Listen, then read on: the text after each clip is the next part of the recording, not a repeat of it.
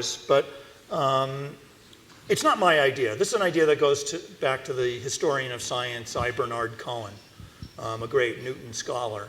So Cohen points out that the founding fathers in the US, all these Enlightenment thinkers, were very much interested in Newton and Euclid and logical reasoning. So in particular, think about the structure of the preamble in the Declaration. Right? There's this famous ringing line, we hold these truths to be self-evident, that all men are created equal, etc. It's an interesting phrase. We hold these truths to be self-evident. Where does that come from? If you look at Euclid, so Euclid, who gave us the first geometry textbook, begins with the self-evident truths. In math, we call them the axioms. Right? The axioms are the things that are supposed to be self-evident. You just accept them. Of course, they're true.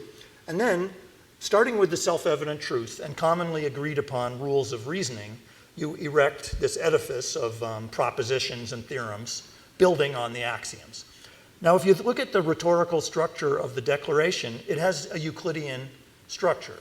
Because, now, why? That is, it starts, we hold these truths to be self-evident, then the axioms are listed, the right to, pursuit of happiness and all that.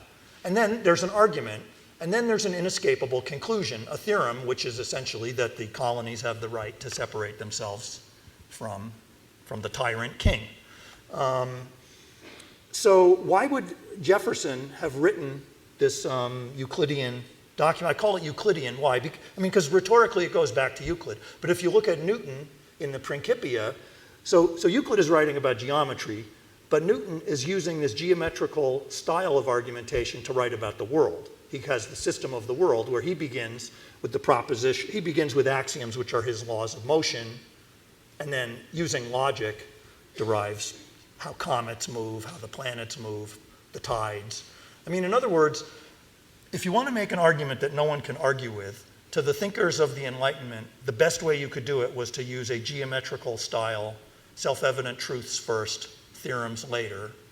And I'm not making this up. You can see it in Spinoza. So in Spinoza's Ethics, the actual title of Spinoza's ethics book is Ethics Demonstrated in Geometrical Order. He tries to derive the rules of ethics with geometrical reasoning. That's considered irrefutable. So I really think it's no accident, and like I say, I. Bernard Cohen had the idea first, that the Declaration is this quintessential Enlightenment document. And just to top it off, we know that Jefferson had a Newton-Euclid fetish. So, for instance, he had a death mask of Newton. That's the kind of thing people used to do, right? Someone is dead, you make a big wax, or I don't know what you do. You make some kind of impression of their face, and then it's like, whoa, cool, I have Newton's face. So Jefferson had one of those. And he also wrote to John Adams back when they were no longer presidents and were just kind of shooting the breeze in 1812, I think it was.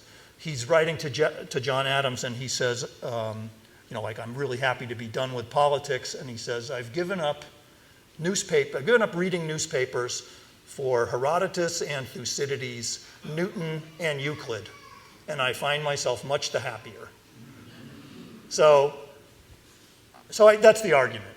But we also see Jefferson using Newtonian principles, like he designs a plow that will cut the soil in the optimal way. He uses a branch of math called calculus of variations. What's the correct shape of a plow to have minimum resistance as it's going through the dirt, and to put because remember, he's interested in agriculture, to plow as much dirt as fast as you can, as easily as you can.